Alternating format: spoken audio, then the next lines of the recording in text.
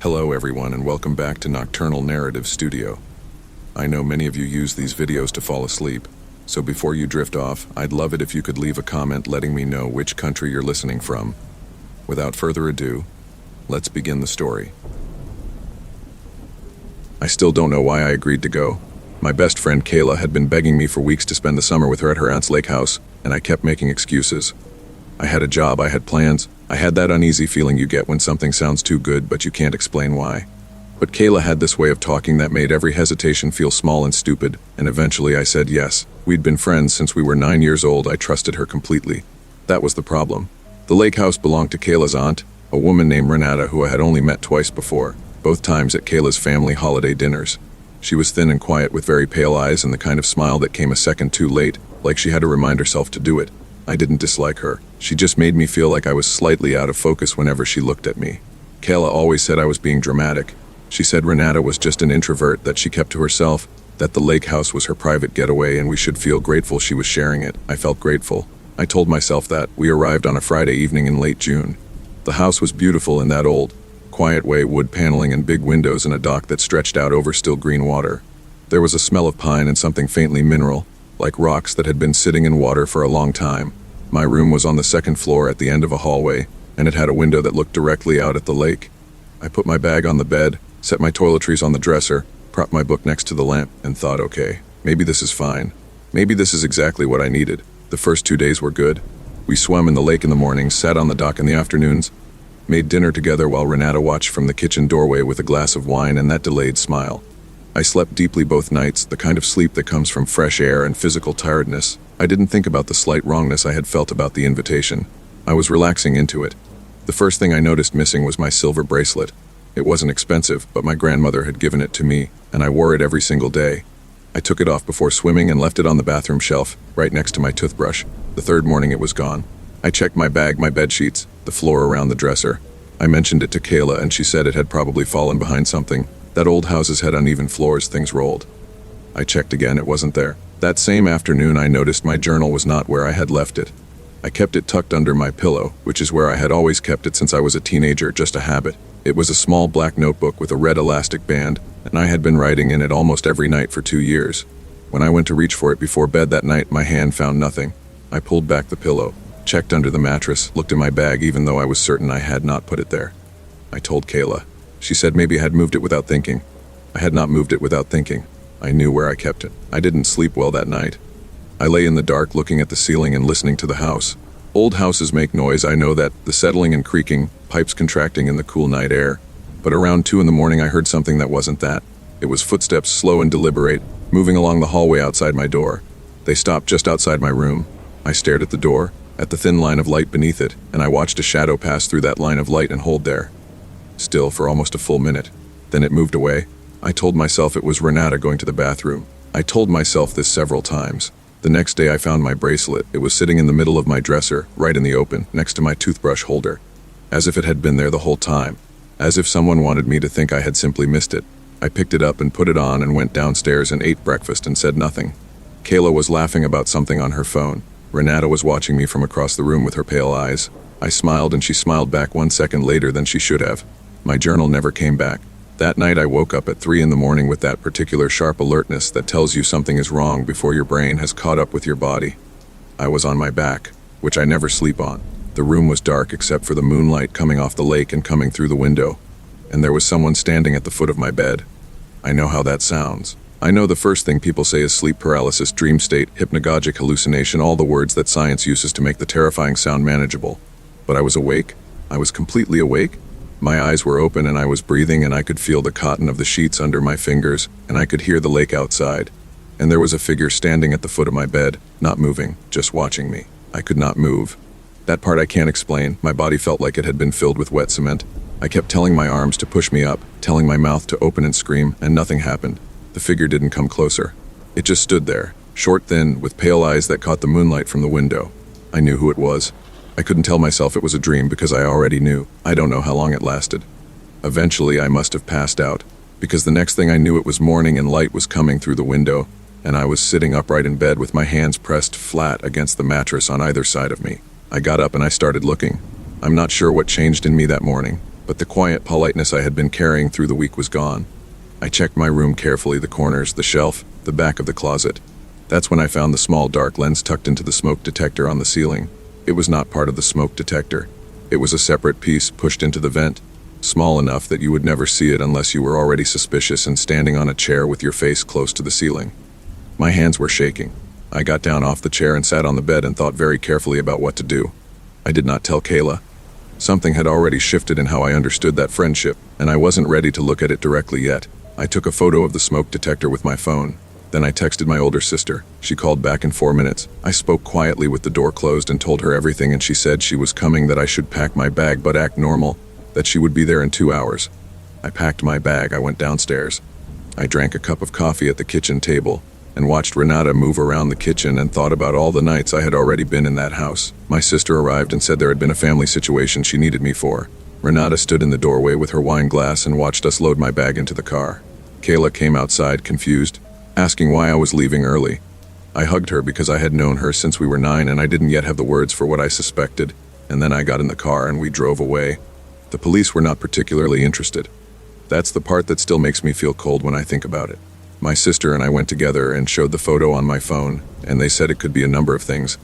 That without access to the device and evidence that footage had actually been taken or kept, there wasn't much to act on. They took down a report.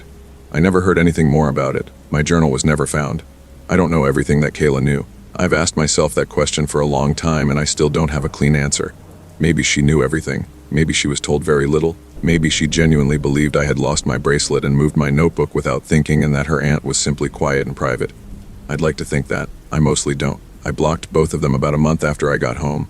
It felt necessary in a way I couldn't fully explain to the people around me, who mostly thought I was overreacting. I changed my bedroom at home, rearranged things, checked my own devices carefully, and had a friend who works in IT check them too. I started sleeping with the light on for a while. I still checked the corners of rooms in a way I didn't used to. 3 months ago, I got a new email address for work, and within a week I had a message in my inbox. No subject line. It had been sent from an address I didn't recognize, a long string of random letters and numbers, the kind that gets made once and thrown away. The message was only 5 words long. It said I still have the notebook. I reported it and the address was already deactivated. My IT friend says it was routed through something that makes it impossible to trace. I've changed my email since then. I sleep with my door locked now, and I have for months, and I check it twice before I get into bed.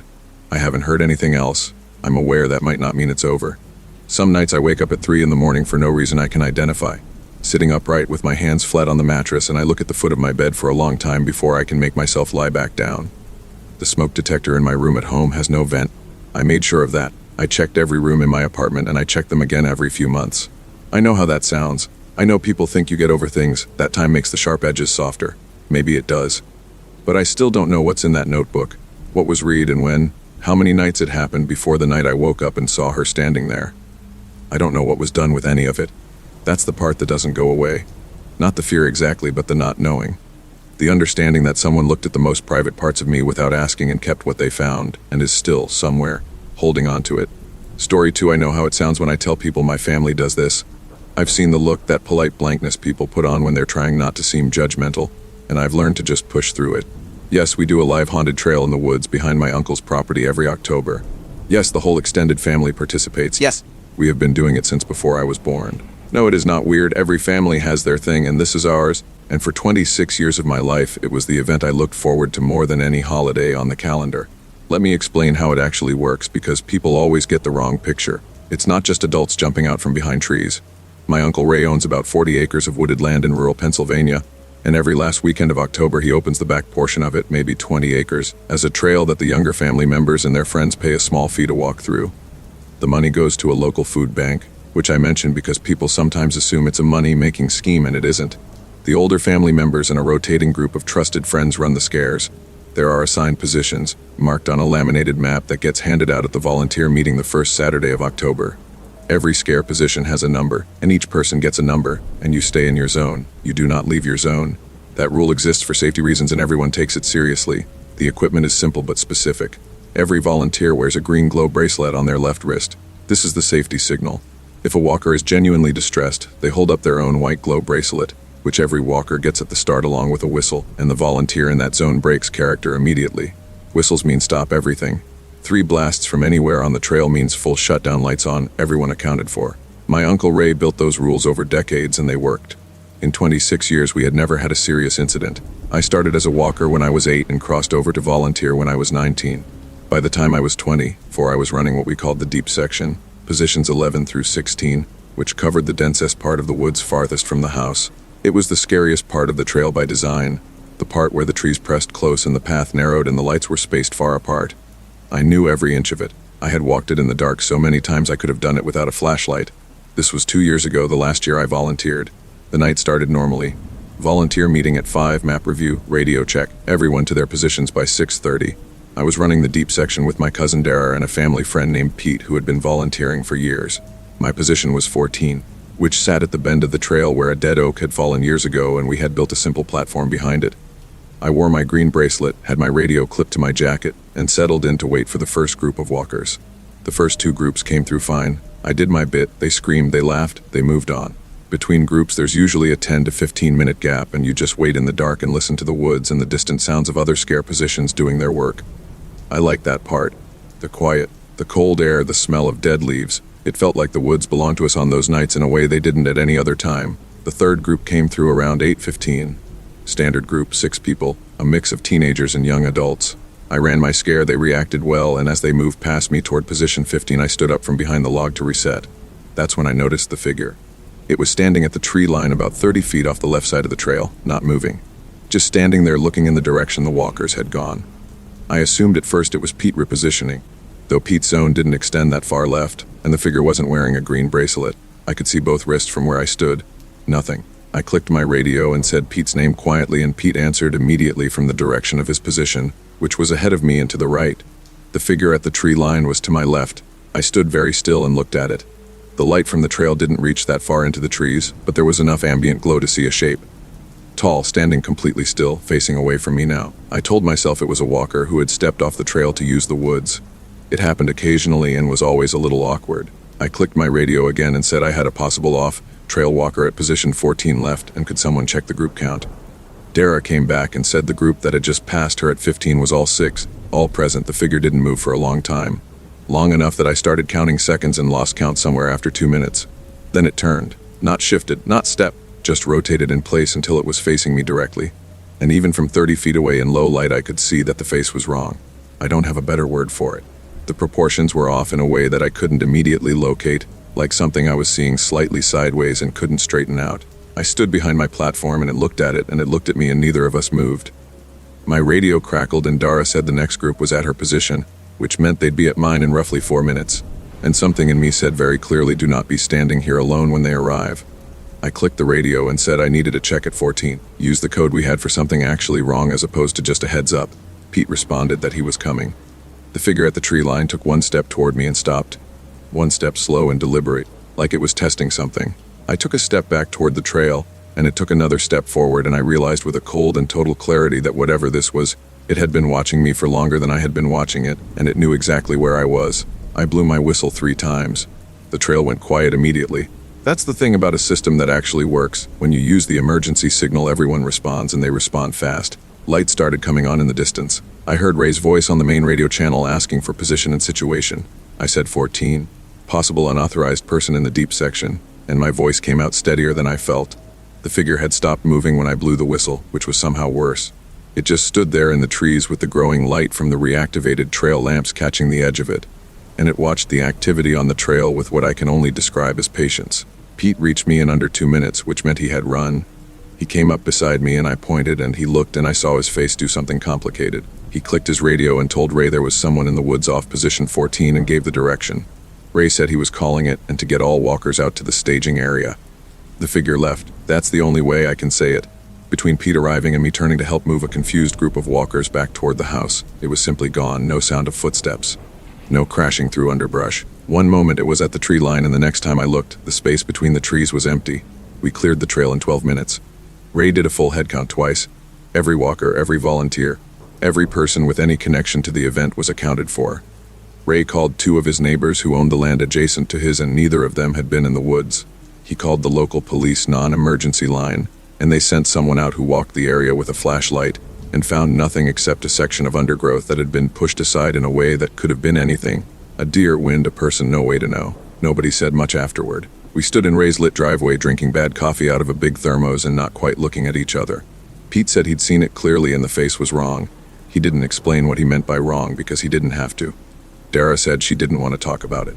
Ray said it had probably been a trespasser who got scared off by the whistle and the lights, said it in the flat, careful voice he used when he was trying to hold a situation together, and we all let him say it. I drove home that night and checked the locks twice and slept with the hall light on for the first time since I was a kid. I didn't go back the following year. I told Ray I was too busy with work. He didn't push it and I think he understood. Dara didn't go back either. Pete did, and when I texted him the Monday after asking how it went, he took a long time to respond and then just said fine, quiet night, and changed the subject. Last week, Ray texted the family group chat a photo. He said he'd found it nailed to the dead oak at position 14 while he was doing trail cleanup in the off-season. It was a photograph, printed on regular paper, slightly weathered from being outside. It was a picture of the trail taken from the tree line from the left side, from roughly the spot where the figure had been standing. It was taken at night and the trail lights were on and you could see volunteers at their positions. You could see me at position 14 standing behind my platform log in clear focus. The photo was taken before I ever saw the figure. Ray said he didn't know what to make of it and asked if anyone recognized the image. Nobody responded. I looked at the photo for a long time, at my own face caught in the trail light, completely unaware, and I thought about patience. About something that had been standing in the dark watching me for longer than I had known to look back. I thought about how carefully it had waited, how still it had been, how it had known exactly which position was mine. I haven't responded to the group chat. I don't know what I would say. I don't know how long it had been out there before that night, or how many times it had come back since, or whether the trail being closed for the season means anything to it at all. I just know that somewhere there's a photo of me that I didn't know was being taken, and whoever took it kept it for 2 years before leaving it where I would eventually hear about it. That part I can't stop thinking about. The keeping of it, the waiting, and then the choice after all that time to finally let me know. Story 3, the honest reason we went was money. I want to say it was about adventure or the experience or some need to get away from the city for a while, and those things were partly true, but mostly it was that 4 of us were in our mid-20s and broke in the specific grinding way that mid-20s broke feels, where you're not starving but you're tired all the time and every small expense requires a small calculation. A week somewhere that wasn't our apartments, somewhere with actual space and quiet and air that didn't smell like exhaust, felt necessary in a way that was hard to explain to people who weren't living it. When Becca found the listing, she sent it to the group chat at 2 a.m. with no message, just the link, and within 10 minutes all 4 of us had responded. The property was listed on one of those rural rental sites that caters to people who want somewhere off the beaten path. Not a cabin exactly, more of a converted farmhouse on a large piece of land in upstate New York, about 3 hours from the city. The listing said 18 acres, a small pond, an old barn that had been partially renovated into a hangout space with a fire pit inside. The photos showed wide wooden floors, deep window ledges, a kitchen with an old cast iron stove, and outside fields that went on long enough to make the sky look enormous. The price was low, noticeably low, the kind of low that in a normal circumstance would make you ask questions. But we were tired and the photos were beautiful, and Becca said she had read through all the reviews and they were fine, mostly positive. A few that mentioned the place being remote but nothing alarming. We split the cost 4 ways and booked it. The group was me, Becca, our friend Danny, and Danny's girlfriend Sasha, who I had met maybe 6 times before but liked well enough. Becca and I had been close since college. Danny had known even longer. We were comfortable with each other in the easy way of people who have spent a lot of time in small spaces together and know how to give each other room. Sasha was quieter, more watchful, the kind of person who took a little while to warm up and then was genuinely funny once she did. We loaded into Danny's car on a Friday afternoon and drove north while the city fell away behind us. The drive turned rural fast once we got off the main highway. The kind of rural where the gas stations get farther apart and the trees get closer to the road and your phone signal goes from 2 bars to 1 bar to that single pale line that means technically connected but don't count on it. We turned onto a dirt road about 2 miles from the nearest town and followed it for longer than felt right before the farmhouse came into view in the early evening light. It was bigger than the photos suggested. 3 stories, old white paint gone gray in patches, a wide porch that wrapped around the front and one side. The barn was set back maybe 200 feet, dark wood, larger than I expected. The fields around everything were tall with late-season grass that moved in the wind like water. The host had left a key in a lockbox on the porch with a handwritten note that said, "Help yourself to the firewood," and that the well pump was loud but worked fine, and to call if we needed anything. There was a local number at the bottom, no name. The note was signed with just an initial, a capital R, written in the kind of handwriting that belongs to someone older. We spent that first evening doing what you do when you arrive somewhere new and the space is bigger than you're used to. We walked through every room, called out to each other about things we found, made a run back to the small grocery in town before it closed, cooked a loud sprawling dinner in the big kitchen. The cast iron stove worked beautifully. Danny found a stack of old board games in a closet, and Sasha turned out to be aggressively competitive at Scrabble in a way that made everyone laugh. We opened the windows because the night air coming off the field smelled like something I didn't have a word for, clean and cold and faintly sweet.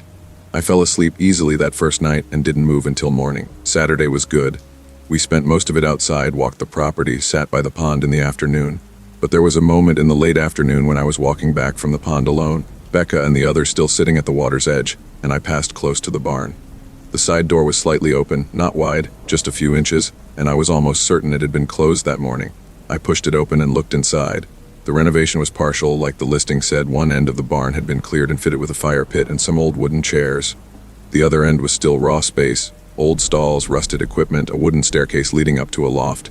Everything was still. I pulled the door shut and made sure it latched. That night the four of us sat around the barn fire pit, and it was genuinely one of the better evenings I can remember. The fire going well, everyone relaxed and talking in that slow way you only get when you're far from the usual noise of your life. We stayed out there until almost midnight. When we walked back to the house, Sasha stopped on the porch and said quietly, almost to herself, that she kept feeling like there was something at the edge of the fields. Not seeing anything, just a feeling. Danny put his arm around her and said it was just deer. That rural dark played tricks when you weren't used to it. She nodded but didn't quite agree. I woke up at 2 a.m. to light.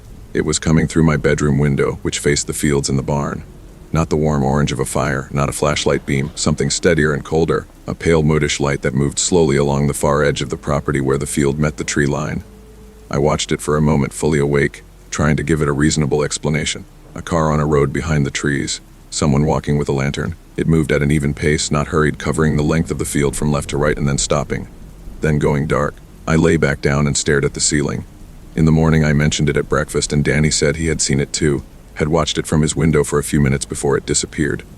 Becca hadn't seen it. Sasha said she had been awake at that hour and had deliberately not looked out the window, which was when I first felt the real edge of something wrong. Not fear exactly. More like the specific discomfort of realizing that someone else in your group has been quietly more scared than they were letting on. I texted the number from the note. I said we had seen lights in the field near the tree line around 2 a.m. and asked if there was anything on the property we should know about, a caretaker, a neighbor who used the land. The response came 4 hours later and said only probably just deer. I showed it to Becca. She looked at it for a moment and said that was not an answer to the question she asked. That night Danny's car was different. We had parked it in the gravel area between the house and the barn, and when he went out Sunday morning to get something from the back seat, he came inside looking pale and said everyone needed to come look. Someone had written in the dust on the back windshield. Not scratch it, not paint, just a finger drawn through the dust the way you might do absently. But the word was not something you write absently. It said Live in capital letters, clear and deliberate, and under it an arrow pointing toward the road. We stood in the cold morning gravel and looked at it, and didn't say anything for a little while. Then everyone started talking at once. Danny wanted to call the police immediately. Sasha was already inside getting her bag. Becca stood very still looking at the tree line, and I stood next to her and looked too. Nothing there. Just the tall grass moving. We called the local police. A single officer came out, a man in his 50s who walked around the car and looked at the writing and asked if we had any reason to think someone wished us harm. Had we had any confrontations in town? Did we know anyone in the area? We said no to all of it. He wrote things in a small notebook and said it was likely local kids who messed with rental properties sometimes. That it happened that he'd do a drive-by later that day. He said it in the flat tone of someone describing a routine thing. Before he left, I asked him if he knew anything about this property, about its history. He put his notebook in his shirt pocket and looked at me for a moment before he said, "Just been empty a lot." Then he got in his car. We left that afternoon. We didn't discuss it very long. Sasha was already packed before the officer had finished his notes, and one by one the rest of us quietly did the same. I texted the number from the note again and said we were leaving early and briefly explained why. This time the response came in under a minute. It said that's probably for the best. Not "I'm so sorry," not "let me look into it." Not "I'll contact you about a refund." That's probably for the best. 6 words that told me whoever R was, they were not surprised. They had rented us that place knowing something we didn't and had sat with their phone waiting to hear how long we would last. Danny drove us back to the city and nobody talked much for the first hour. After a while, Becca pulled up the rental listing on her phone and started going through the reviews more carefully than she had before the trip. She read for a few minutes and then said that every review that mentioned anything unusual, lights, sounds, a feeling of being watched, had been responded to by the host with the same short phrase, tucked into otherwise normal host language. She read it out loud. She said this property has a lot of natural wildlife activity at night. Every single time the same sentence, like a script, like something prepared in advance for the specific purpose of sounding like nothing. I looked up the property records when I got home. The farmhouse had changed hands 3 times in 11 years. Each time it sold, it went for less than the time before. I found one local news mention from 6 years back, a brief article about a county zoning dispute involving the land, and in the comments below the article a single comment from an account with no profile photo that said only anyone who spent time at that place knows why it keeps getting sold. The comment had been posted 4 years ago and had no replies. The account had made no other posts. I tried to find the rental profile gave almost nothing, a first name that was probably shortened, a response rate listed as excellent, 17 properties managed. I reported the listing and described what happened, and the platform sent me an automated response about their review process. The listing is still up. Last time I checked, it had a new set of photos, slightly different angles, the barn looking warmer, the fields brighter. The price had dropped again. I think about that officer sometimes. The way he answered my question about the property. Just been empty a lot. The pause before he said it. The way he didn't look at the tree line. Not once, even though that's where I was looking. Like he already knew there was nothing to see in the daytime. Like he knew when you'd have to look. Story 4. My grandmother died in March on a Tuesday in the same house she had lived in for 53 years. She died quietly in her sleep, which everyone said was a blessing, and I agreed with them because it seemed like the right thing to say. The truth is, my grandmother and I had not been close in the way that grandchildren are supposed to be close to their grandparents. She was a contained woman, careful with her words, who gave hugs that lasted exactly the right amount of time and no longer. She remembered birthdays and sent cards with money in them, and asked polite questions about my life that never went very deep. I loved her the way you love someone you have always known without ever quite knowing. When she died, I was sad in a general way, and then I went back to my life and thought that was the end of it. She left the house to my mother, who lives 3 states away and had no interest in moving. She left her car to my uncle. She left me, specifically and by name in the will, her workroom, not the contents of the workroom. The workroom itself was not something you could leave someone. What she left me was everything inside it, listed in the will as her personal research materials and related items. My mother called me after the reading and said it in a slightly careful voice, the way she used that voice whenever my grandmother came up, and when I asked what was in the workroom, she said she didn't really know, that she had never spent much time in there, that my grandmother had kept it locked. I drove down the following weekend to go through the house before the estate sale. The workroom was at the back of the house, off the kitchen, a door I had always assumed was a pantry or a storage closet. The key was on a separate ring left with the estate lawyer, labeled in my grandmother's handwriting. The room was small, maybe 10 by 12 with no window, metal shelving on 3 walls, a single work table in the center under a hanging lamp, a wooden chair.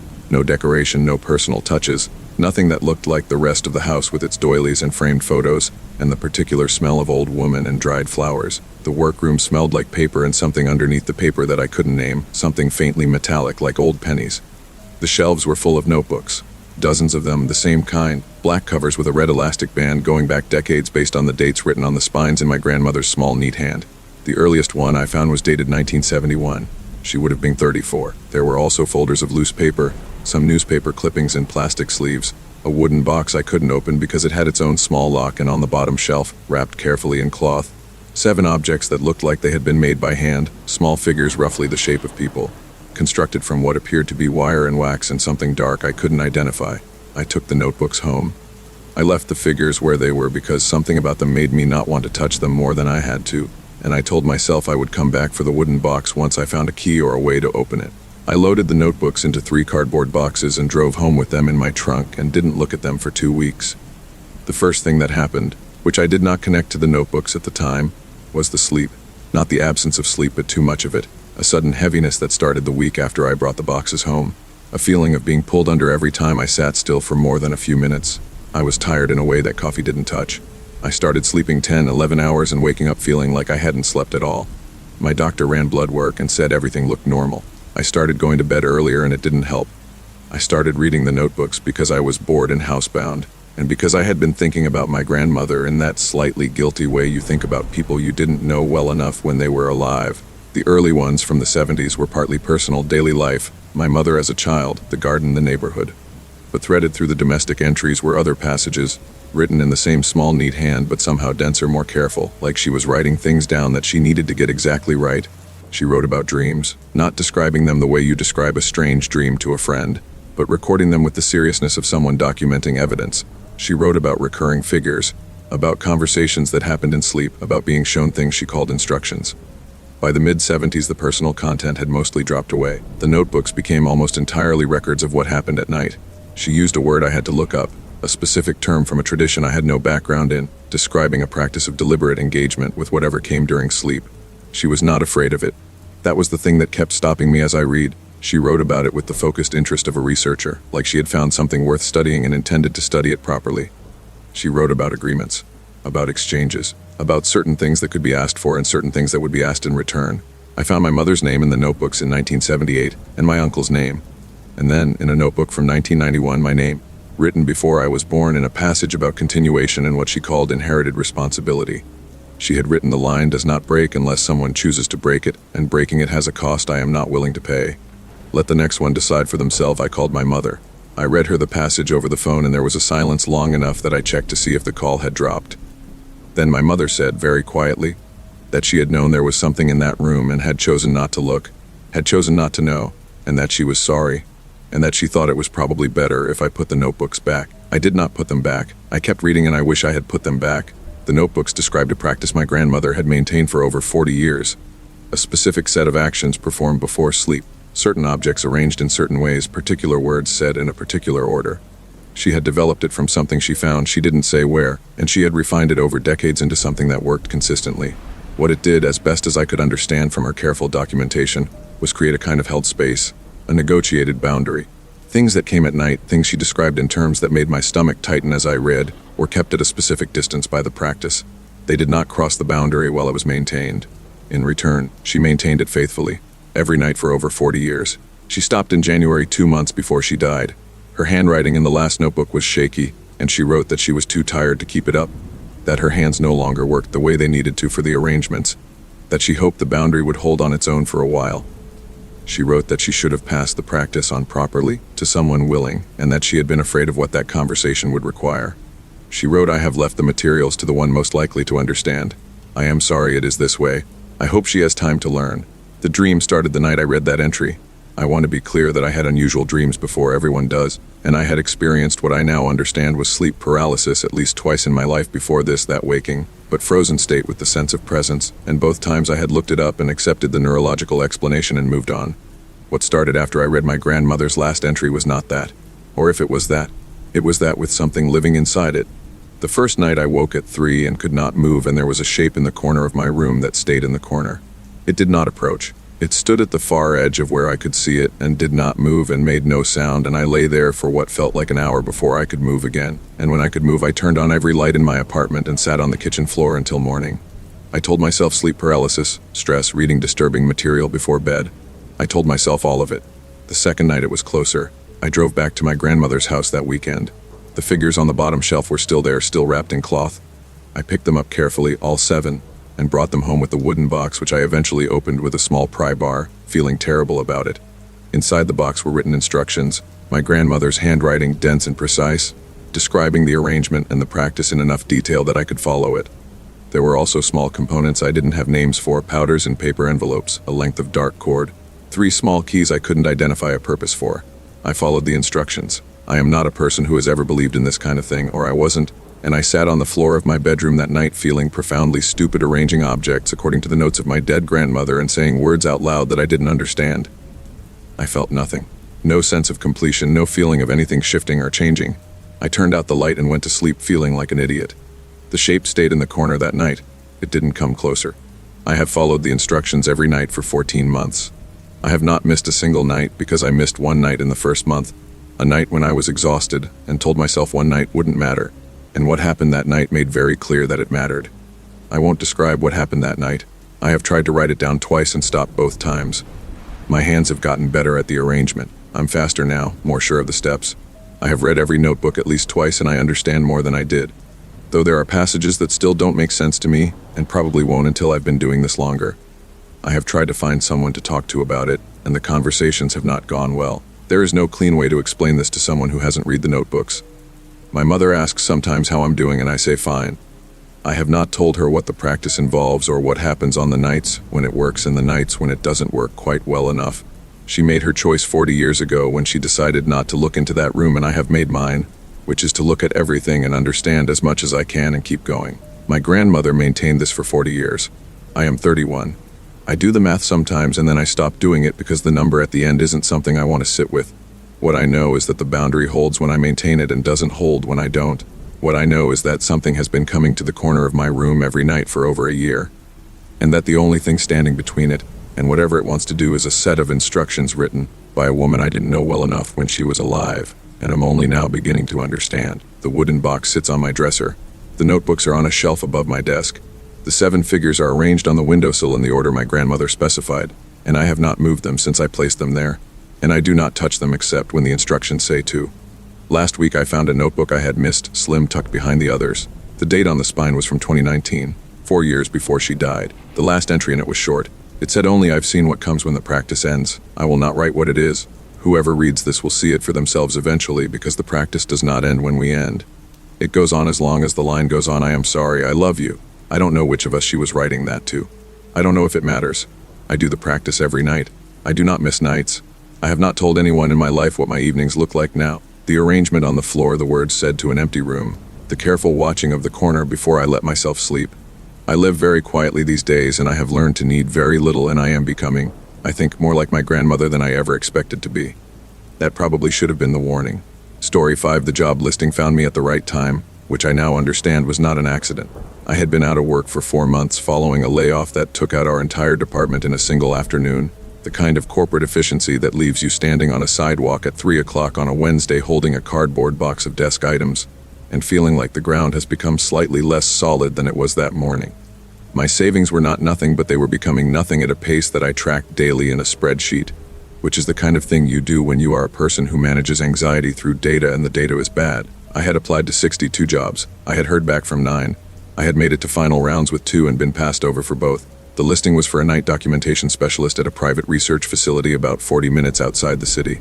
The pay was almost double what I had been making. The listing was spare, only a few lines, and said the role involved monitoring, recording, and maintaining logs during overnight hours, that full training would be provided, that the facility operated under a confidentiality agreement which successful candidates would be required to sign before their start date. I had signed confidentiality agreements before. Most professional jobs involved them. I applied on a Thursday and had a phone screening the following Monday and an offer by Wednesday. No in-person interview. The HR person I spoke to on the phone was professional and warm and answered every question I asked with enough detail to feel satisfying without, I now realize, actually telling me anything. I signed the agreement without reading it as carefully as I should have. I know how that sounds. I am a careful person normally. But I was 4 months without income, and the number on the offer letter made my hands relax in a way they hadn't in months. And I told myself the details were standard, that all facilities had protocols, that the confidentiality language was probably about proprietary research methods that had nothing to do with me. The facility looked like what it claimed to be on the outside. A low, modern building set back from the road, surrounded by trees, with a small parking lot and a keycard entrance. I arrived for my first shift at 10 on a Sunday night, and was met by a man named Gerald, who was my direct supervisor, and who had the specific energy of someone who had been in a place so long that the place had become part of how he moved through the world. He was maybe 60, soft-spoken, with very clean hands, in the habit of pausing before he answered questions, not like he was deciding what to say, more like he was measuring how much. He gave me a building tour, showed me the documentation room where I would spend most of my time, explained the logging system and the monitoring equipment, and the filing protocols with the patience of someone who had done this orientation many times. There were 12 rooms in the wing I was assigned to. I could see 10 of them. The other 2 were at the end of the corridor behind a door that required a separate keycard I was not given. Gerald said those rooms were part of a different study group, that my clearance didn't cover that section, and moved on before I could ask a follow-up. I noted it the way you note a small odd thing and filed it away. My coworkers on the night shift were 3 other people. A woman named Constance, who had been there 7 years and spoke only about practical matters with a briskness that I initially read as unfriendliness, and later understood was something else entirely. A younger man named Theo, who had started 8 months before me and still had the slightly stunned quality of someone adjusting to a new reality. And an older man named Bert, who was almost always in the break room when I arrived and almost always left early, and who I would later learn had put in his notice twice and been talked out of it both times by Gerald in private conversations that Theo described as lasting a very long time. The rules were given to me in a printed document on my first night. Most were standard. Don't share access credentials. Log all observations in real time. Escalate anomalies through the proper chain. But some were not standard and were written in the same flat professional language as the standard ones, which was its own kind of unsettling. Do not make direct eye contact with subjects in rooms 7 through 10 for longer than 3 seconds. Do not respond verbally to anything said through the monitor audio for rooms 7 through 10. If a subject in rooms 7 through 10 addresses you by name, document it immediately and contact the on-call supervisor. Do not enter any room in the wing alone after 2 in the morning. I asked Theo about the rules on my third night. He was quiet for a moment, the way people are quiet when they're deciding not to say the whole thing, and then he said that the study group in rooms 7 through 10 was a different kind of participant than the others, that the protocols existed for good reasons, and that the best thing I could do was follow them exactly and not think too hard about the why. I asked what kind of participant. He looked at the door to the corridor and said that I would understand better after I had been there a few weeks, and that he meant that as practical advice, not a brush off. Constance quit in my third week. Not dramatically, not with any visible distress. She came in on a Tuesday, did her full shift, logged everything, and at the end of the night left a single sheet of paper on Gerald's desk with her keycard on top of it. Gerald came in early, and when I was leaving at 6 in the morning, I passed him in the parking lot, and he looked at me with an expression I couldn't fully read, and said that Constance had decided to pursue other opportunities, and that her section would be covered until they hired someone new. I said I was sorry to hear that. He said she had been there a long time and that some people found it harder as time went on. I asked harder how, and he said the work has a particular weight to it. You'll find your own relationship with that. I found my own relationship with it on a Wednesday night in my 5th week. It was around 3 in the morning, the slow part of the shift when the building settles into its deepest quiet, and the only sounds are the low hum of the monitoring equipment and the occasional distant sound from the rooms. I was logging observations for rooms 4 through 6 when the audio monitor for room 8 produced a sound that was not on any log I had seen before. Not the sounds I had come to know, breathing movement, the low talking that sometimes happened and that I had trained myself not to listen to closely per the protocols. This was a voice, clear and deliberate, saying my full name, my first and last name, together, in a voice I did not recognize, with an intonation that was not a question and not a statement, but something that didn't fit neatly into either category. I documented it immediately as the protocol required and called the on-call supervisor line. The person who answered, a woman I had never spoken to before, asked me to read the log entry back to her, and then said that was noted and that I should continue my shift and that someone would follow up in the morning. Her voice was so practiced and calm that it almost worked. Almost. I sat at my station for the remaining 3 hours of my shift, and I did not look at the monitor for room 8, and I kept my eyes on my own hands a lot of the time. Gerald followed up in the morning, in person, meeting me in the parking lot as I was leaving. He said the incident had been logged and reviewed, and that it was not unprecedented and that I was handling things well. I asked him what was in room 8. He said it was a participant in a long-term study involving sleep states and certain cognitive phenomena that were not yet well understood. I asked him why it knew my name. He paused for longer than usual and then said that the participants in rooms 7 through 10 sometimes demonstrated information access that was difficult to explain within current frameworks, and that this was part of what made the study significant. He said it in the way you describe a scientific curiosity, like it was interesting and not terrifying. I want to explain what kept me there after that, because I have asked myself this question many times. The money was part of it. The contract was part of it. The contract, which I had not read carefully enough, had a clause about early termination that involved repaying a portion of the signing bonus I had already spent on overdue bills, and leaving before 6 months would trigger it. But the honest answer, the one I don't like, is that I was also scared of what it meant to leave. Something in that building knew my name. I didn't know if putting distance between myself and it would mean anything at all. I stayed 4 more months. I learned things in those 4 months that I am not able to write down. Partly because of the agreement I signed and partly because some of it doesn't fit into the kind of language that works on a page. I will say that rooms 7 through 10 contained people who were also not entirely people anymore, or who were something in addition to people, in a way that the research was studying and trying to understand and had not yet understood. I will say that the protocol about not making eye contact existed for a reason I learned the hard way on a night when I forgot it for 4 seconds and experienced 3 weeks of consequences that my own doctor couldn't explain, and that Gerald tracked with careful, unsurprised documentation.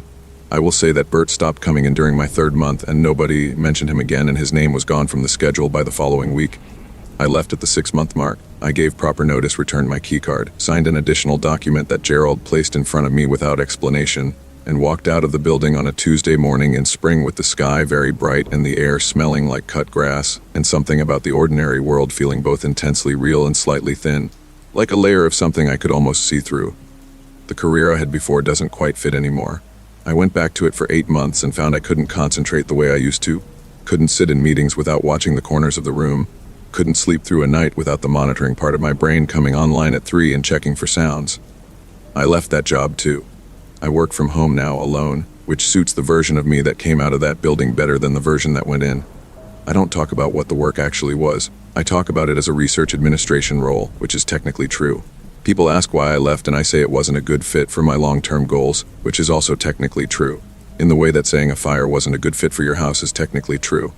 What I think about on the bad nights is the voice saying my full name. Not because it scared me, though it did, but because of what came after it. After I documented and called and Gerald followed up and everything was logged and processed. The next night I was back at my station at 10 and the monitors were running and the corridor was quiet. And at some point around midnight I became aware, not through any of the monitors, not through any equipment, just aware in the way you are sometimes aware of being watched, that whatever was in room 8 knew I had come back, and was glad. That's the part I can't explain away and can't file into a category that lets me sleep cleanly. Not the name, not the information access, not even the 3 weeks of consequences, just that. The sense of being recognized, of being known in a way that started somewhere I couldn't see and was still going. The additional document Gerald had me sign on my last day had a line near the bottom, almost an afterthought in the language, that said something about ongoing obligations and the facility's right to make contact for follow-up documentation purposes. I signed it because I was leaving and I was relieved and my eyes moved over it without stopping. I have been waiting for that contact for 2 years. Some nights I think it isn't coming. Most nights I know it is just a matter of when, and that whatever form it takes, it will know exactly where to find me, and it will not need to be given my name. Story 6, I took the position because the money was good, and because I wanted to prove something to myself that I couldn't have named clearly at the time. The job was a winter caretaker role at a remote research lodge in northern Canada.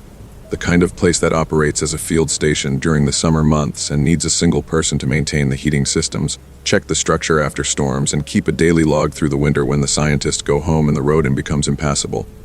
8 weeks, a satellite phone for emergencies, supply drops every 2 weeks by a small plane that landed on the frozen lake, a substantial daily rate that would clear the last of my debt and leave enough to matter. The organization that hired me was legitimate, a university-affiliated research group, and the contract was thorough and professional, and I read every line of it. I had done outdoor work before, solo camping, a season on a trail crew in my late 20s. I was not a person who frightened easily. I want to be clear about that because of what comes later. I arrived in early November on the last supply plane of the season. The pilot helped me unload boxes onto the dock, and then stood for a moment looking at the lodge with an expression I noticed but didn't ask about, and then he said to keep the satellite phone charged and that the next drop would be in 2 weeks. I asked if there was anything I should know about the place. He looked at me and then out at the tree line and said the previous winter caretaker had left early in January, had called for an emergency pickup and refused to explain why to anyone except to say the isolation had gotten to him. He said some people weren't built for this kind of quiet. I said I thought I probably was. He nodded like he wasn't sure and flew away. The first 2 weeks were genuinely fine. Better than fine. The lodge was well built and warm, with a good wood stove and a backup propane system and a library of several hundred books left by various researchers over the years. I set up a routine immediately, the way I always do in a new situation, because routine is how I manage open time without letting it become anxious time.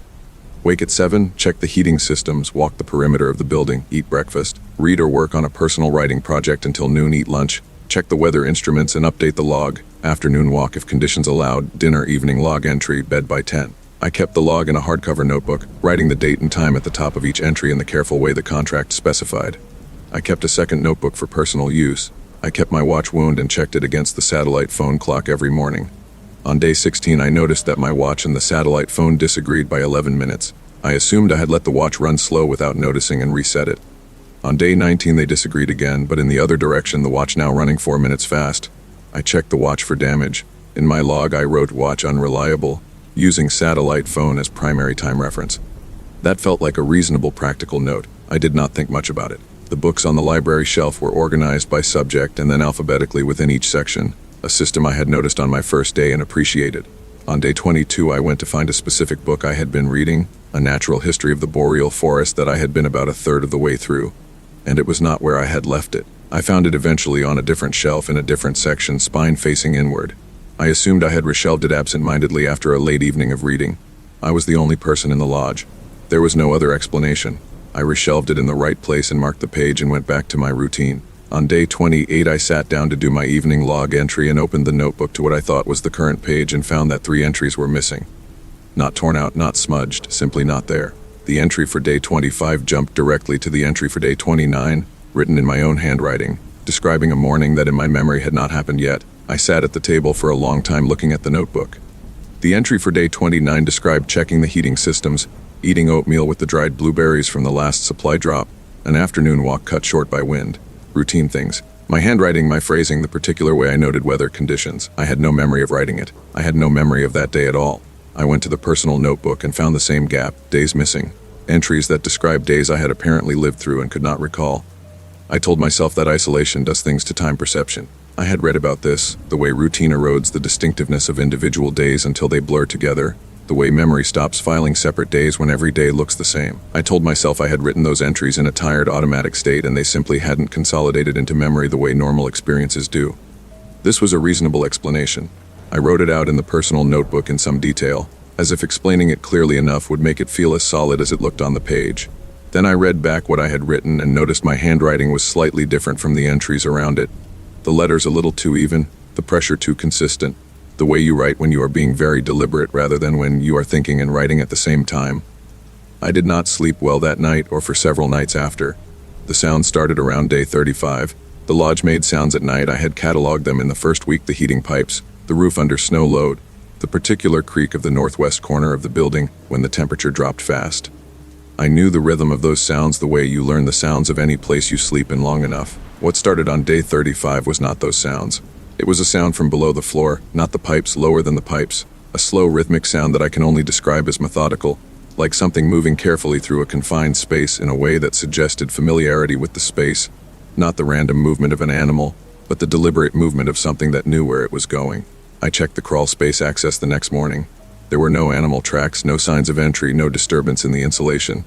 The snow around the outside of the lodge was unmarked. I wrote this in the log with the same flat observational tone I had been using for weeks, and then I sat back and read what I had written and felt the particular cold that comes not from temperature, but from a growing understanding that you are not going to be able to explain your way out of something.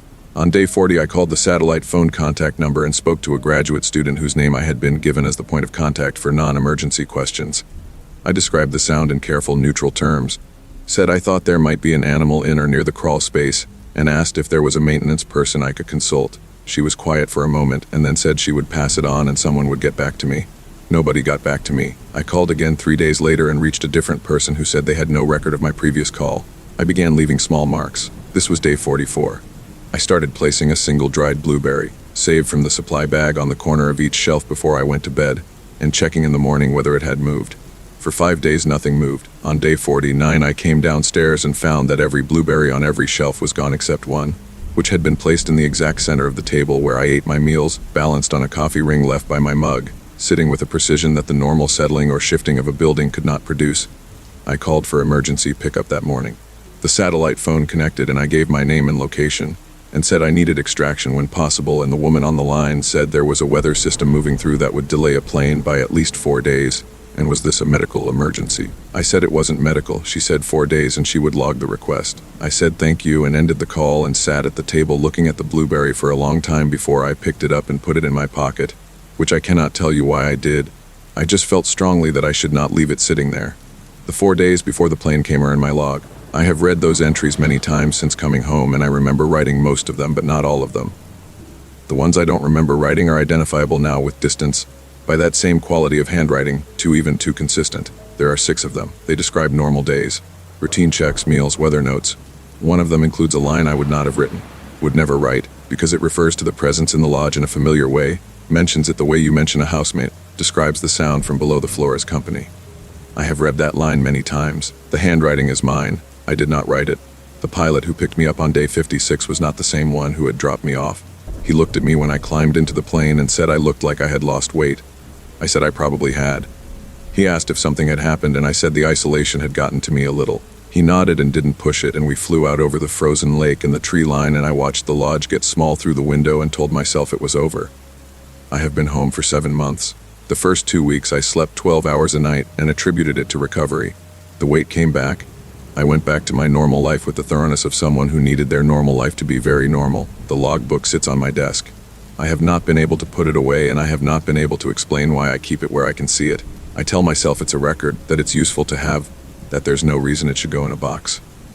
3 weeks after I got home, I went to make coffee in the morning and found a single dried blueberry sitting in the center of the kitchen table.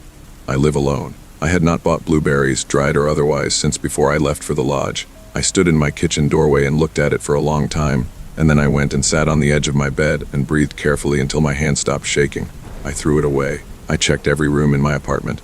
I changed my locks the same day, which I understood even as I was doing it was a response built for a different kind of problem. Last week I came down in the morning and my notebook, the personal one I have kept since coming home, was open on the desk to a page I had written 3 days earlier. It was open to a specific line. I had written that line in a tired, ordinary moment, just a passing note about finding the city loud after months of quiet. The line said, "Sometimes I miss the silence." Someone had underlined it, in my handwriting. Story 7. I have started writing this down 3 times and deleted it twice.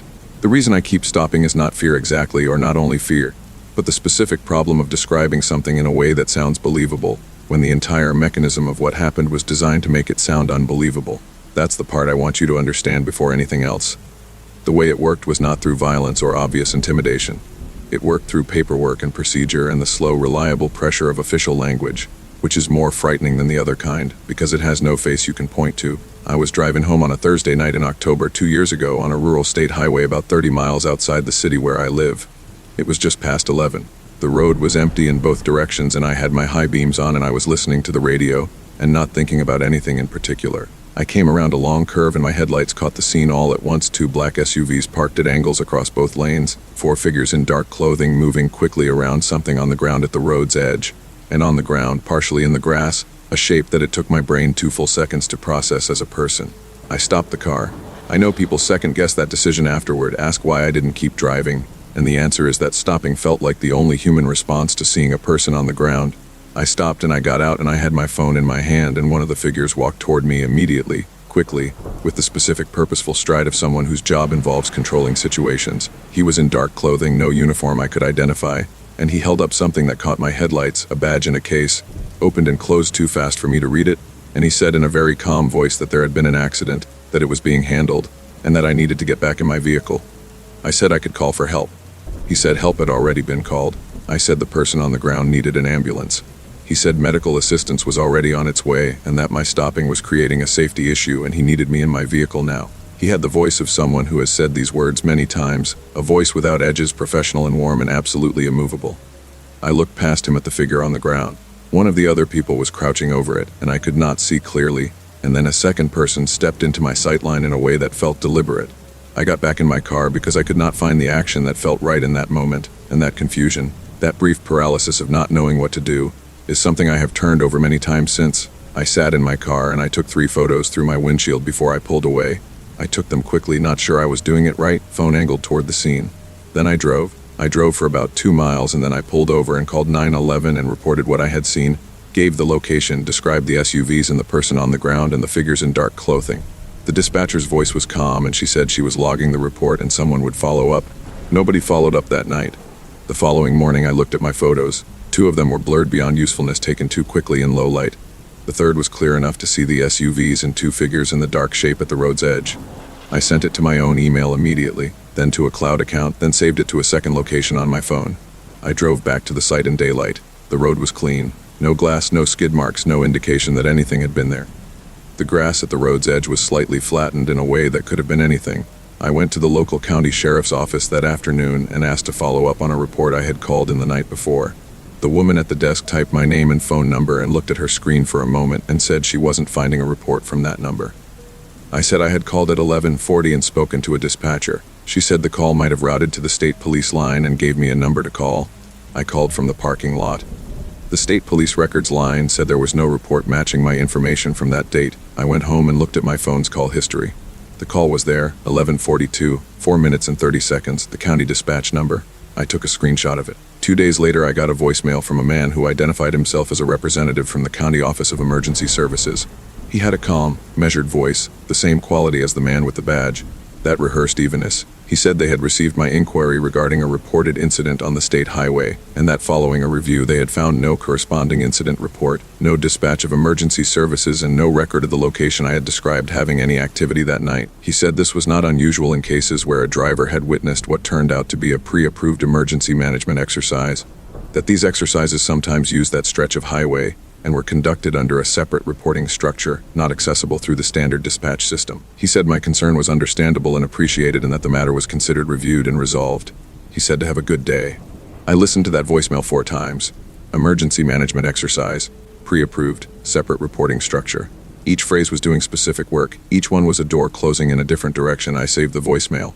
I started looking into it the way a person looks into something when they don't have resources or connections, but they do have time and a library card, and a low tolerance for being told they didn't see what they saw. I requested any public records related to emergency management exercises on that highway in the past 2 years.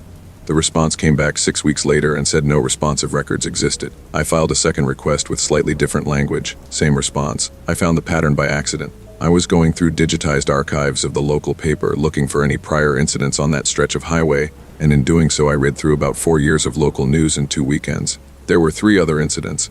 Not identical but similar drivers reporting something wrong on that highway at night. Official responses that used nearly identical language. The phrase emergency management exercise appearing in 2 of the 3 follow-up accounts. One of the drivers had written a letter to the editor 2 years before my incident. He described being told that what he had seen was a training scenario and said he found the explanation incomplete.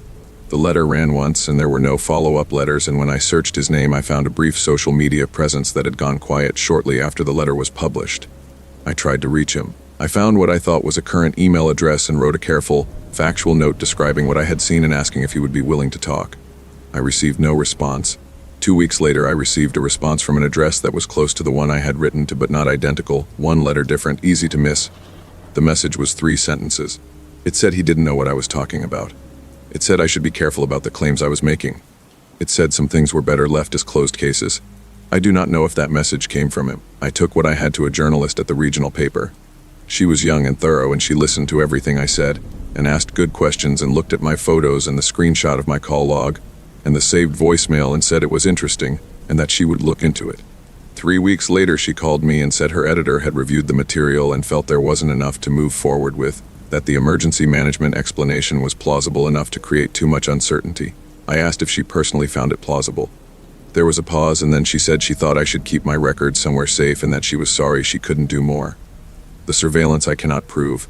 I want to be honest about that. I cannot prove the dark sedan that appeared in my neighborhood around that time was connected to any of this. I cannot prove the 2 instances where my internet connection dropped specifically while I was accessing archived records were anything but ordinary outages. I cannot prove the man I noticed 3 times in a 2-week period near my building, always at a distance, always doing something ordinary, reading a phone, waiting at a bus stop, buying something from a cart, was watching me rather than just existing in the same neighborhood. I cannot prove any of it. I noticed that I cannot prove any of it with the same clean feeling that I noticed the badge opening and closing too fast to read. I stopped actively looking into it in the spring. Not because I stopped believing what I had seen, but because I had a conversation with someone I trusted who told me plainly that I was spending a significant portion of my daily mental energy on something I could not move forward, and that this was doing damage I could see and they could see. I heard that. I tried to let it change my behavior. I still have the photo. I still have the voicemail. I still have the screenshot of the call log. They are saved in 4 separate locations, and I check those locations every few weeks to confirm they are still there, which so far they have been. 4 months ago I received a letter in the mail, printed on paper with a county seal at the top that I have not been able to verify as real or false. It said in formal administrative language that following a comprehensive review of all materials related to a reported incident on the state highway on the date in question, the matter had been fully investigated and was hereby officially closed, and that no further action would be taken. It thanked me for my patience during the review process. It was signed with a name I could not find in any county directory and a title that read Senior Officer, Incident Resolution Division. I have never heard of an Incident Resolution Division. I cannot find it in any county organizational chart. I have looked. The letter was postmarked from my own city. The postmark date was a Tuesday. On that Tuesday I had not left my apartment. I know this because I was working from home and had a long video call in the afternoon and ordered food for dinner, and did not open my front door until I checked the mail the following morning. My mailbox is in the lobby of my building, behind a locked door that requires a resident key. The mail sometimes sits for a day before I collect it. I know that. I know the letter could have arrived Monday. I know there are ordinary explanations for a postmark matching a day I stayed home. I know all of this. What I cannot make ordinary is the letter itself. Not the content, not the fake division name, not the signature I can't verify. What I cannot make ordinary is that it arrived at all, because I never filed a formal complaint. I never submitted documentation to any county office. I made 2 public records requests under my name and called 911 once and spoke to one journalist who said her editor passed. Someone put together enough of a file on what I had done to decide it required an official-looking response. Someone had access to my address. Someone printed a letter with a county seal, real or copied, and sent it to me in a plain envelope to let me know in the flat, careful language of administration that the matter was closed. The matter is not closed. A person was on the ground on that road and 4 people in dark clothing were moving around them, and a man with a badge that opened and closed too fast blocked me from seeing more. And whatever happened there happened and was real, and was then processed through a machine designed to turn real things into paperwork and paperwork into nothing. I check my cloud storage on Sunday mornings. The photo is still there. I look at it every week. I look at the dark shape at the road's edge, and I think about the crouching figure and the one who stepped into my sight line, and I think about the driver who wrote a letter to the editor and then went quiet, and I keep the letter in a folder with everything else. The folder has a copy stored with someone I trust, someone outside my city, with instructions about what to do with it if I ask them to do something with it, and also with instructions about what to do if I stop asking. That last part I added recently. I added it the week after I received a second letter. Same seal, same formal language, same unverifiable signature. This one said only that they hoped I had found the resolution of the matter satisfactory and wished me well going forward. I had not responded to the first letter. I had told no one I received it except the person holding my folder. They knew anyway. That's the part that keeps the folder on my desk and the photo in 4 locations, and this account written down where someone other than me can find it. They knew anyway, and they wanted me to know they knew, and they are still, in the language of administration and procedure and sealed letters, very calmly watching to see what I do next. Story 8. I found Marcus through a recommendation, which is the part I keep coming back to. Not a random listing, not an ad I clicked on, but a name passed to me by someone I trusted. A colleague who had done a wilderness photography trip the previous summer, and come back with the kind of photos that make you want to go somewhere far from everything you know. She said Marcus was the best guide she had ever worked with, that he knew the backcountry better than anyone, that she had felt completely safe the entire time. She said this looking me directly in the eye, and I believed her, because she was not the kind of person who said things she didn't mean. I still believe she meant it. I just think Marcus was different with me than he was with her, and I have spent a long time trying to understand why. The trip was a 6-day photography expedition into a wilderness area in the Pacific Northwest, a backcountry region that required permits and a licensed guide for groups under a certain size. There were 4 of us, myself and 3 others who had signed up through the same small outdoor photography workshop that had organized the trip. I had met them once before at an orientation session and knew them only slightly. There was a retired teacher named Howard who shot landscapes and moved carefully and deliberately in a way that suggested chronic knee trouble. There was a woman named Priya who was fast and quiet and had the best instincts for light I had ever seen in an amateur photographer. And there was a man named Dale who talked more than the others but knew his equipment well, and was genuinely funny in a way that made the first day feel easy. Marcus met us at the trailhead on a Saturday morning in August. He was tall, maybe 50, with weathered skin and very calm eyes and the particular confidence of someone who'd have spent so much time in a specific kind of place that the place has become an extension of them. He shook each of our hands, looked at our gear, asked a few specific questions about fitness and experience that felt like an actual assessment rather than a formality, and spent 20 minutes going over what he called the field protocols. He had printed copies for each of us on laminated cards, the kind of practical detail that makes you trust someone. The protocols covered communication, the radio check-in schedule, what to do if you became separated from the group, water treatment, bear safety. He went through each item without rushing and asked if there were questions and answered the questions that came up with the patience of someone who had answered them many times and still thought they were worth answering. He had a topographic map of the area that he unfolded on the hood of his truck and walked us through our route. He pointed out the 2 designated campsites we would use, the water sources, the areas he described as photography corridors where the light and landscape combined particularly well at different times of day. He marked our position and our destination on each of our personal maps with a red pen, made us each fold the map the same way so the relevant section was always visible, and said that if anything ever separated us from him, the map and the laminated card together had everything we needed. He tapped the radio on his belt and said he carried a second one in his pack, and that one of us would carry it as the group's backup. He handed it to Howard, who accepted it with the seriousness it was given. The first 2 days were everything my colleague had described. Marcus read the terrain the way other people read a room, naturally and constantly, always slightly ahead of what we needed to know, pointing out things we would have missed. He knew the name of every plant we passed and the reason it mattered, knew which ridgeline would catch the best morning light and at what exact time, knew where the elk came down to water and how to approach without disturbing them. He was warm but not performing warmth the way some guides perform it. His stories about the area were specific and unhurried and never felt like they were being told for effect. By the end of day 2, I understood why my colleague had used the word safe. The first small thing I noticed was on the morning of day 3.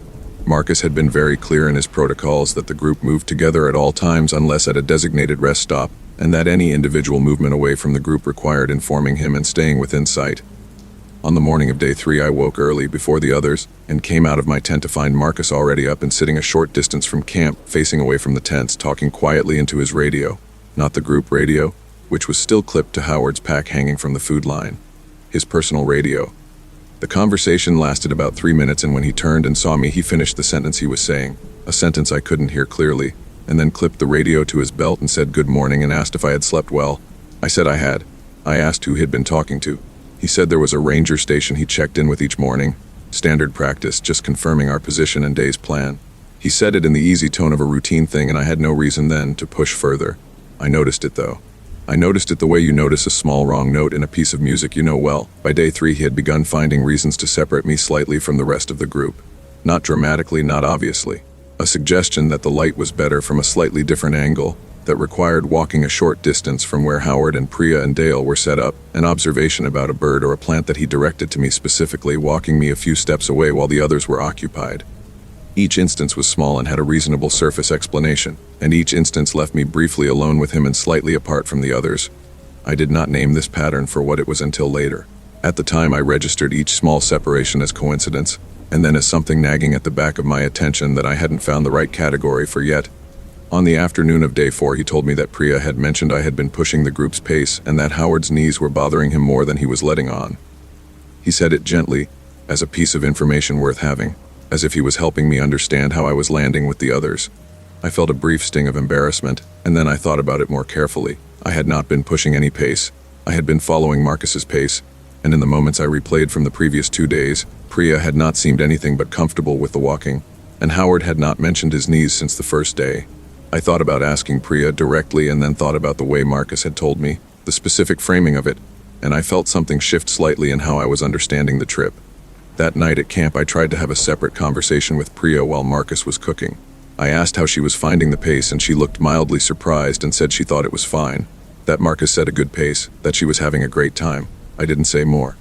I watched Marcus across the fire while Priya and I talked, and he was engaged with Dale and Howard, and he looked, in the firelight, like every good memory of the trip, patient and capable and calm. I told myself I was tired and reading things wrong. Day 5, we were shooting at a creek crossing in the early morning, and Marcus came to stand beside me while I was framing a shot. He looked through my viewfinder without asking and said in a low voice, too low for the others to hear from where they stood, that he had been watching my work and thought I had a real eye for this, that most people in his groups were hobbyists but that I was different. He said he ran private trips sometimes, smaller, more specialized, and that he thought I would get more from a trip with fewer people. He said he had some dates in the fall that weren't listed publicly and that he thought I should consider it. He handed me a card. Small, white, just a name and a number, no company name, no email, nothing else. I took it because he was handing it to me and I didn't know how not to. He moved away before I had processed the conversation properly. I looked at the card in my tent that night. I thought about the radio conversation on day 3. I thought about the small separations and the story about Priya that hadn't been true. I thought about the card with no company name. I got out the laminated protocol card and read through it again, and found myself looking at the line about what to do if separated from the guide, which I had read on day 1 as a precaution and was now reading differently. On the morning of day 6, the last day, I told Howard quietly that I had been feeling slightly off and asked if he would stay near me on the hike out. I said it in a way that sounded like a casual ask. He said of course and didn't question it, which I was grateful for. I stayed close to the group the entire day out, closer than I had been on previous days, and I watched Marcus, and Marcus watched the trail and was, as he had been for 6 days, professional and pleasant and completely controlled. We reached the trailhead in the early afternoon. We thanked him. He shook our hands the same way he had shaken them at the start. He held my hand 1 second longer than the others and said to think about the fall dates and that he thought it would be worth my time. I said I would think about it.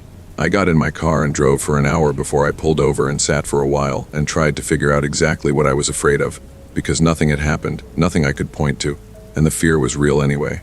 I threw the card away when I got home. I told my colleague what had happened, laid it out as clearly as I could, all the small things. She listened carefully and said she hadn't experienced any of that her trip had been straightforward and good, and she looked troubled in a way that told me she believed me even though she couldn't fully account for it. I filed a vague complaint with the permit office that issued guide licenses for the area, describing the unsanctioned radio contact and the suggestion of unlisted private trips, and received an automated confirmation that it had been received. I looked Marcus up online a few weeks later. His website was professional and well made, full of good photography, testimonials from satisfied clients, a booking calendar. I read through the testimonials and they sounded like my colleague had sounded, warm and specific and genuine. I looked at the photos of him on the site, standing at trailheads with groups, smiling in that easy, capable way, and I thought about the fall dates he had mentioned and who might be booking them. Last month I was looking for something else entirely online, and his name came up in a local outdoor community forum, someone recommending guides for a solo photography trip in the same region. 3 people had recommended Marcus by name. 1 person had written a long, enthusiastic description of a private trip they had taken with him the previous fall. They said he had found them through a workshop recommendation, and that he had been the most attentive guide they had ever had, that they had felt completely looked after the entire time. I started typing a response and then I stopped. I thought about what I would say and how it would sound. I thought about the fact that nothing had happened, that I had 6 days of small things in a card with only a phone number and a feeling that had no clean name. I thought about the person who had written the enthusiastic review going on another trip with him, alone. In the backcountry I wrote the response. I kept it factual and short. I said I had been on a group trip with this guide and had some concerns about certain behaviors, and that anyone considering a private trip should research thoroughly and share their itinerary with someone not on the trip. The response got 2 upvotes. The enthusiastic review got 14. I check that forum sometimes. His name still comes up. The recommendations keep coming, passed from person to person the way my colleague passed it to me. One trusted voice to the next, the chain of trust doing the work that nothing else needs to do. He is still out there, still meeting groups at trailheads, still unfolding maps on the hood of his truck, still handing out laminated cards with his careful protocols in the patient voice of someone who wants you to feel safe. That's the part I can't stop thinking about. Not what happened to me, which was nothing I can prove, and everything I felt. The part I can't stop thinking about is the next person hearing his name from someone they trust, packing their camera gear, driving to a trailhead in the early morning, shaking his hand. Story 9. My grandmother taught me how to set the table before she taught me how to do anything else. Not my mother, my grandmother, who came every Sunday without fail, and who had a way of moving through our kitchen like she had built it herself, opening the right drawer on the first try every time, knowing without asking where things had been moved to when my mother rearranged. She taught me the table setting the summer I turned 7, and she taught it the way she taught everything, without explanation, just demonstration and repetition until my hands knew the steps without my brain needing to direct them. The placement was specific in ways that went past the standard etiquette my mother had learned from a book. Fork on the left, yes, but rotated exactly so the tines faced the center of the plate rather than straight up. Knife on the right with the blade facing in, but set at a particular angle. Not flush with the table edge, but pulled back the width of 2 fingers from it. Spoon outside the knife, handle aligned with the bottom of the plate. Glass at the top right, moved 1 thumb width toward the center from where most people put it. Napkin folded in a way I have never seen in any restaurant, twice lengthwise and then once across and placed beneath the fork, not beside it. So the fold face left. She had me do it every Sunday while she watched. She would correct the angle of the fork without speaking, just reaching past me and adjusting it, and then step back and look at the whole table the way someone looks at a thing that needs to be right before something else can happen. When it was right, she would nod once and say the same thing every time. That's how it holds. I thought for years she meant the tablecloth. I thought she was talking about something staying in place. I thought it was an expression. My mother knew the setting too. She did it automatically when my grandmother wasn't there, her hands going through the steps without her attention, the way your hands find a light switch in a dark room. I asked her once why we set the table differently than other people, and she looked at me with a brief blank expression and said, "Do we?" She looked at the table and said it was just how she had been taught, that her mother had taught her and her mother's mother before that, and that it was just the family way. She said family way in a tone that didn't invite more questions, and I was young enough to accept that. I went away to college and ate in dining halls for 4 years and forgot about the table setting the way you forget a lot of things from childhood when your life becomes new and full. I came home for holidays and set the table automatically when asked, and only occasionally noticed I was doing it the particular way. The rotated fork, the pulled back knife, the napkin under rather than beside. It felt like muscle memory. It felt like nothing. My grandmother died when I was 26 and left me specifically her recipe box. Not the usual wooden kind with dividers, a flat metal box, painted dark green, that locked with a small key she wore on a chain around her neck, and that my mother handed to me after the funeral with an expression I couldn't fully read. There were recipes inside, handwritten on index cards, organized in a way that looked like a simple alphabetical system until you looked more carefully and noticed the organizational logic wasn't alphabetical at all. The cards were grouped by something else, something I couldn't immediately name. I flipped through them and noticed that several cards had no recipe on them, just dates. Just the same phrase written in my grandmother's handwriting over and over, in the same ink, as if written all at once rather than over time. The table holds what the room forgets. I put the box on my shelf and thought about it occasionally in the distracted way you think about things that unsettle you slightly without giving you a clear reason. The pattern came to me slowly over months, the way patterns do when your brain is working on something without your permission. The dates on the blank cards. I had written them down at some point, not sure why, just the habit of someone who processes things by writing them out.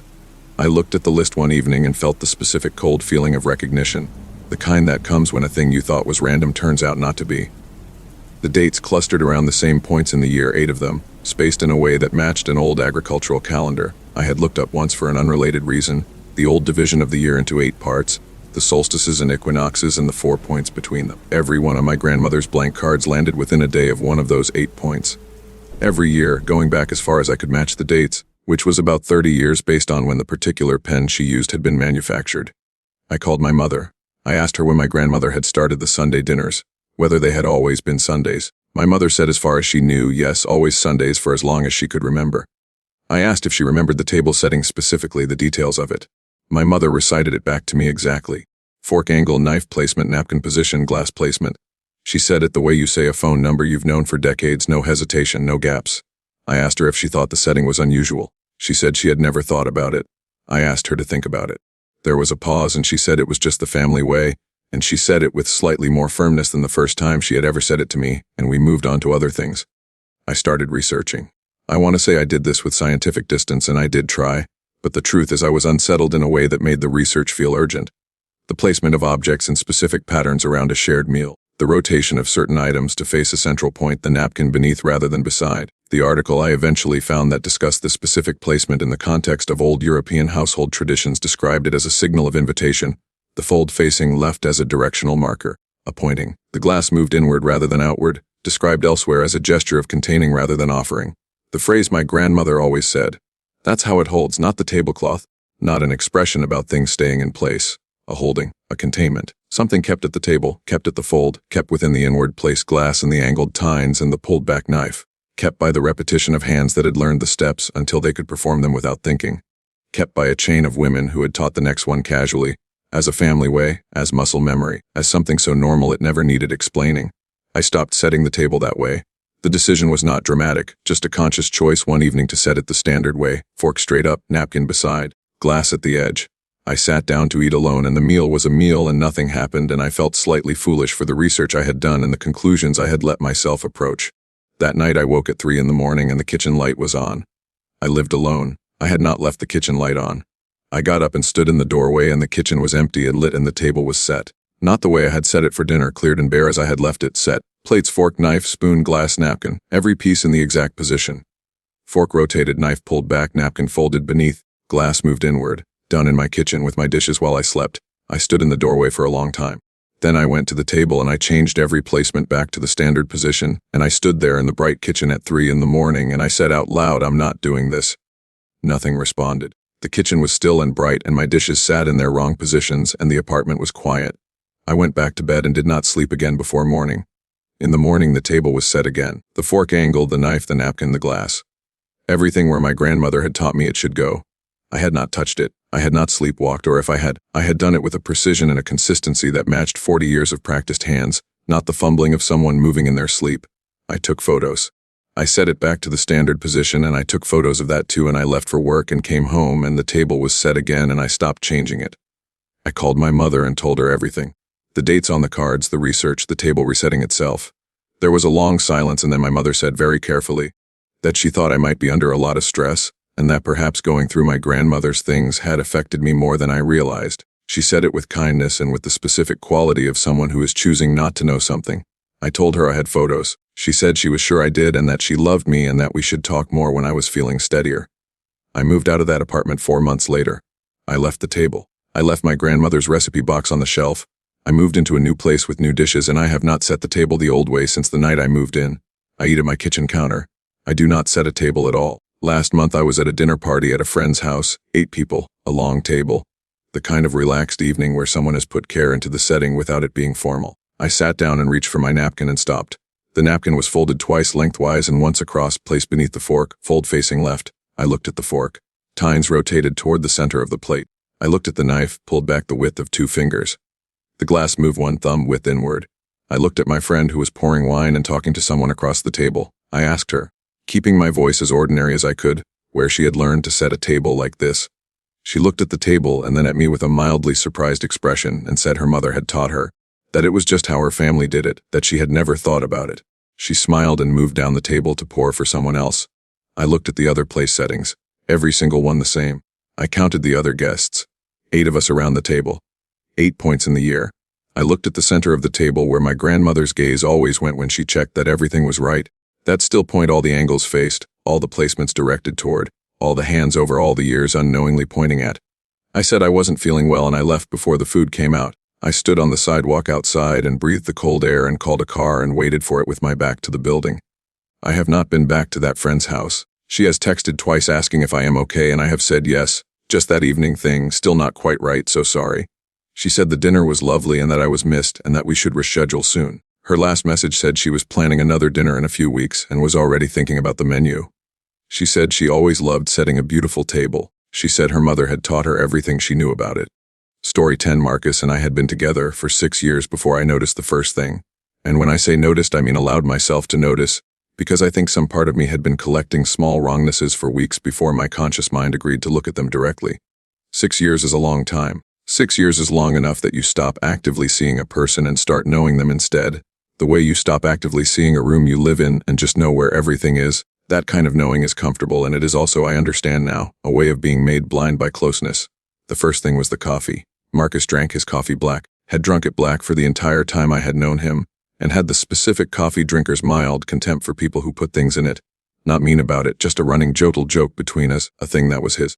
In the 3rd week of September, he came downstairs on a Saturday morning, while I was still half asleep at the kitchen table, and poured himself a coffee and opened the refrigerator, and took out the milk and poured some in.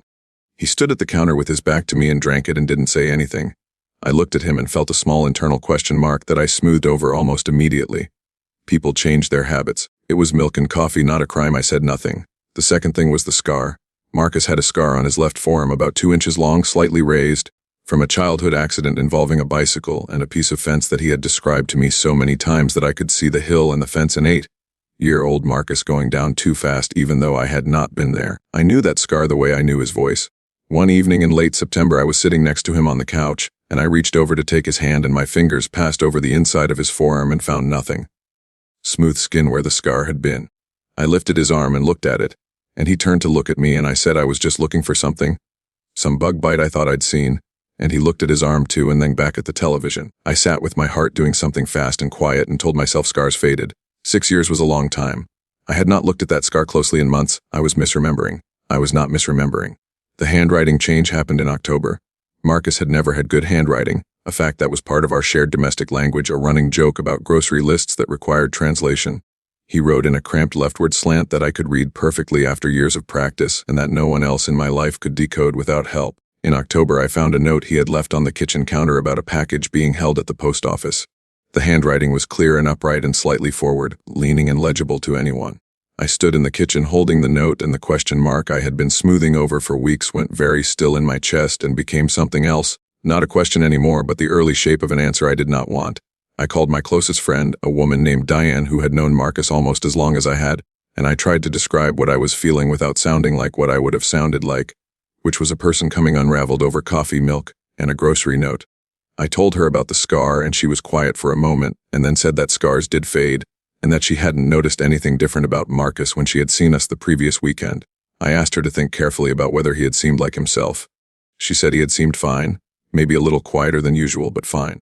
She said it with the kindness of someone trying to help and the slight edge of someone who was becoming concerned about me rather than about Marcus. I started looking for things. I am not proud of this exactly, but I am not ashamed of it either, because something was wrong and I was the only one who seemed to be aware of it, and looking was the only action available to me. I went through my phone's photo library, years of photos, and I looked at pictures of Marcus the way you look at an old document you need to verify, checking details. The scar was in photos going back years, visible in several summer shots, clearly present, clearly the same raised mark I had known since the beginning. The most recent photo I had of Marcus that showed that arm clearly was from July, 3 months before I had looked for it and found nothing. July, Marcus had the scar. September, Marcus, standing next to me at a party Diane had taken of us both on her phone, held his arm in a way that I could not see it clearly. I asked Diane to send me that September photo. I asked casually, said I liked the picture and wanted a copy. She sent it. I looked at it for a long time. The angle was wrong to see the forearm clearly. I could not prove anything from it. I saved it anyway. The food thing was harder to dismiss because it was so specific. Marcus was allergic to tree nuts. Not severely, Not EpiPen severely, but enough that we had navigated menus and ingredient labels together for 6 years. Enough that I had a habit of checking things before I brought them home. Enough that it was woven into the practical texture of our daily life. In October, he ate a slice of pecan pie at a dinner with friends without hesitating, without checking, without the brief scan he always did when something sweet was placed in front of him. I watched him eat it, I watched him finish it. Nothing happened. He did not react. I sat across the table from him watching him eat pecan pie, and I felt the floor of my understanding shift in a way that I had no language for. In the car on the way home, I said, "You ate the pecan pie?" He said, "Yes. It was good." I said, "You're allergic to tree nuts." He looked at me with an expression that was almost right, almost the expression Marcus would make when I reminded him of something obvious, but slightly off in the timing, a quarter-second delayed, like a translation rather than a native response. He said he had been reading that a lot of mild nut sensitivities were actually related to other things, that he had been thinking he might have outgrown it or that it had never been a true allergy. He said it in an easy, reasonable voice. I looked at the road and said nothing. I went through his things when he was at work. I know. I went through the drawer on his side of the bed and his jacket pockets and the small box on his dresser where he kept things he considered worth keeping. I was looking for something wrong and I found something wrong in the jacket pocket. A small card, white, no company name, just a phone number in handwriting that was not Marcus's old cramped leftward writing and was not the new upright forward-leaning writing either. A third handwriting. I took a photo of it and put it back. I found the videos in the same search. I had forgotten I had them, 3 short videos from a trip we had taken 2 years before, stored in a folder I rarely opened. I watched them on the bathroom floor with the door locked, the sound low. Marcus in the videos talking to the camera, pointing out something in the view behind him, laughing at something I said off screen. The Marcus in the videos had a specific way of laughing that involved his whole face going briefly unguarded, a particular sound, a particular movement. I watched the videos 4 times and then I went downstairs and said something funny at dinner, the kind of thing that would normally get that laugh, and I watched his face carefully. He smiled. He made a sound that was warm and appropriate and almost right. It was not the laugh. I confronted him on a Wednesday night in November. I had been preparing for it without admitting to myself I was preparing, organizing what I knew, deciding what to say. I sat down across from him at the kitchen table, the same chairs, 6 years of ordinary evenings in this room, and I said I needed to ask him something and I needed him to be honest with me. He put down what he was reading and looked at me with that almost right expression and said, "Of course." I told him about the scar. I told him about the handwriting and the pecan pie and the coffee and the laugh.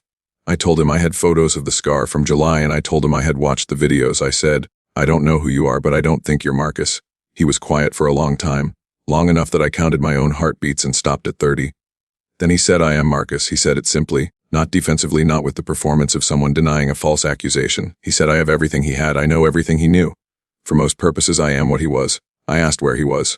The real Marcus. I asked what had happened to him.